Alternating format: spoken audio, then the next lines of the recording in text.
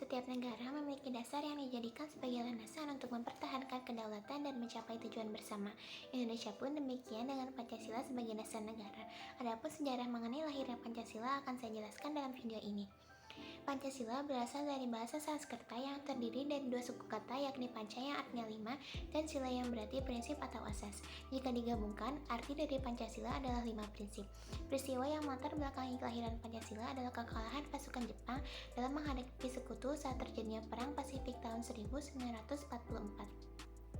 Pada waktu itu, tokoh pejuang kemerdekaan Indonesia kemudian memanfaatkan kesempatan itu untuk mendesak agar Jepang memberikan kemerdekaan. Desakan tersebut akhirnya disetujui oleh pemerintah Jepang.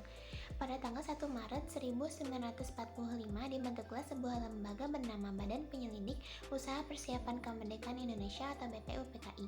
Ketuanya ialah Rajiman Wedudiningrat dan wakil ketua ialah Raden Panji Suroso dan Ece Bangasi Yosio. Pada tanggal 29 Mei sampai 1 Juni, para anggota BPUPKI mengadakan sidang untuk yang pertama kalinya.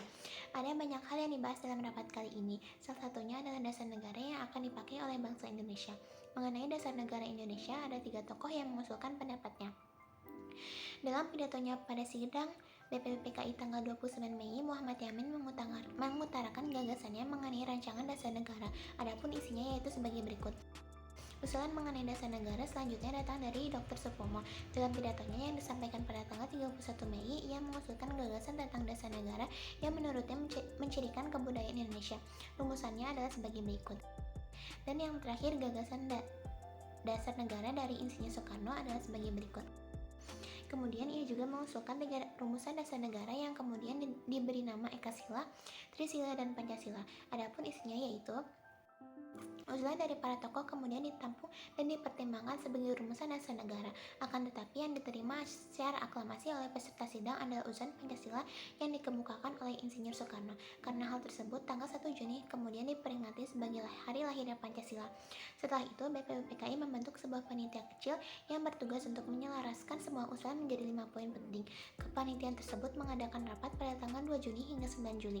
Pada masa periode tersebut, dibentuk pula kepanitiaan khusus lain yang kemudian dikenal dengan nama Panitia 9. Tugasnya adalah untuk merumuskan kembali Pancasila agar hubungan negara dan agama menjadi selaras.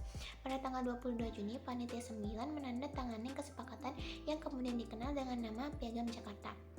Rumusan dasar negara berada di paragraf keempat dalam teks rancangan pembukaan hukum dasar negara. Isi dari Piagam Jakarta yakni sebagai berikut.